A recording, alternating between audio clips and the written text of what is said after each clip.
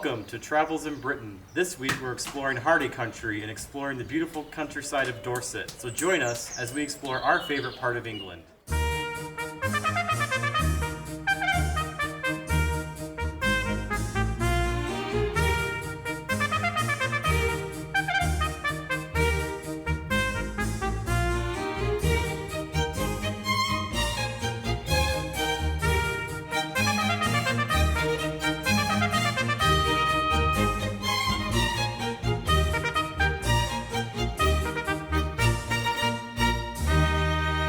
Our favorite stop in southwest England is Shaftesbury, northern Dorset. It's a quiet market town located on top of a hill with sweeping views of the surrounding rolling countryside. It may be familiar to you as the town Shaston in Thomas Hardy's Wessex books. You can really feel the words of Thomas Hardy when you survey Dorset's beautiful landscapes. It's paradise for us, and we can never wait to go back. Shaftesbury is also home to a very famous street called Gold Hill, which was featured in a Hovis bread advertisement directed by Ridley Scott in the 1970s. Since then, Gold Hill has become a magnet for tourists looking to visit the picture-perfect English street scene. In the summer, Gold Hill is popular with tourists who come from all over the world to photograph and admire this perfect English street scene. We love it in the fall and winter when the tourists are gone and you can have the place to yourself and enjoy the quiet English countryside. There's much more to Shaftesbury than its famous Gold Hill, which at the end of the day is just a residential street.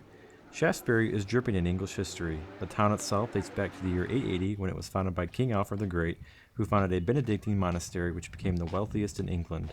You can explore Shaftesbury's ecclesiastical history at the Abbey Ruins Museum. The power of Shaftesbury's Abbey lasted until Henry VIII dissolved all the major monasteries and seized their lands and wealth. The abbey was destroyed, leaving majestic ruins centered on the current Abbey Ruins Museum, where you can still see the ancient stone carvings and the statue of Alfred the Great himself.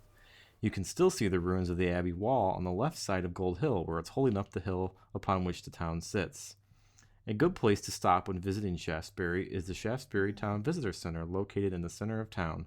There are helpful people on staff to direct you to interesting attractions in the area and answer any questions you may have. There's also a nice gift shop in the center, which will help you stock up on local goods. Shaftesbury is a vibrant market town and there's lots of shopping on the high street. A good stop is the Dorset store, which features many local goods worth exploring. A favorite stop of ours is also Swan's Yard, an area that has been turned into Shaftesbury's arts district and has a host of local artists selling their beautiful wares.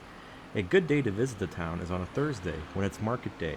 There's lovely street vendors selling local produce, and there's often an antique sale going on in the town hall. It's a lot of fun to browse genuine English antiques from locals. After you've tired yourself out shopping, we'd like to share a few of our favorite places to eat in Shaftesbury. For the most picturesque cup of tea in England, stop into the Salt Cellar, located at the top of Gold Hill, where you can sit and view the street while you enjoy a nice cup of tea.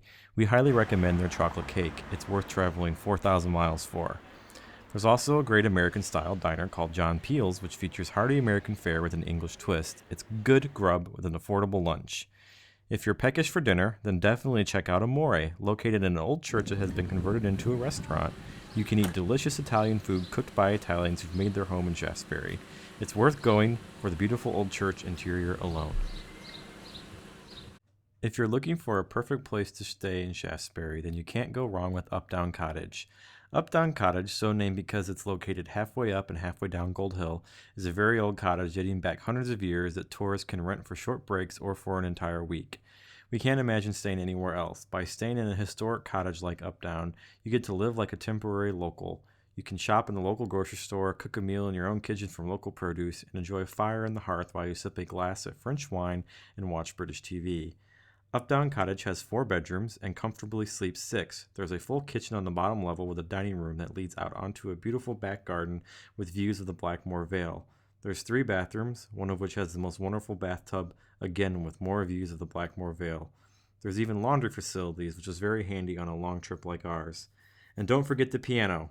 There's even satellite TV with all the major channels and wireless internet. There's a charming desk in the sitting room that was perfect for Angletopia's corporate headquarters while we were there. It's perfect for families traveling together. It was ideal for us as we could finally put our toddler in a separate room from us, which meant that all of us got back onto our regular sleeping schedules, and thus we all became much nicer to each other and our mood substantially improved. If you want to live in an English country bliss temporarily, this is the place to do it. The only problem is that you have to eventually leave, and then pine to return as soon as possible. Just down the road from Shaftesbury, in the next county of Wiltshire, is the beautiful stately home and gardens of Stourhead. If you're paying a visit to Shaftesbury, you have to plan on making a stop here. Stourhead will be most familiar to you from a certain scene in Pride and Prejudice which takes place on the grounds in the rain at the Temple of Apollo with Lizzie Bennet and Mr. Darcy. Stourhead is a National Trust property that is famous for its great house, but more famous for its beautiful landscaped gardens. There's ample parking and a nice restaurant, so it's a good place to have a spot of lunch before you enter the estate and burn off all that energy. Stourhead House is a fine English country house ripped right out of the pages of Downton Abbey. With its stunning Palladian-style facade, it's grand with a capital G.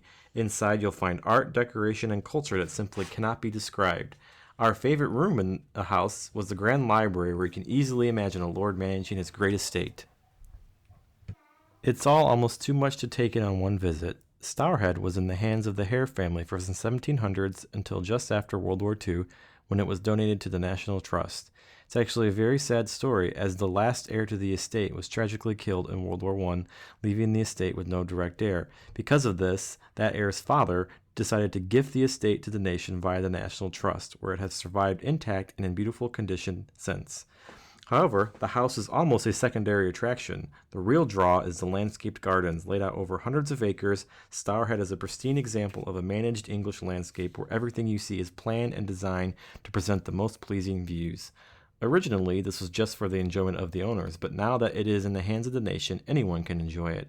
There are miles of footpaths, and pretty much every 5 feet you'll come across a stunning vista.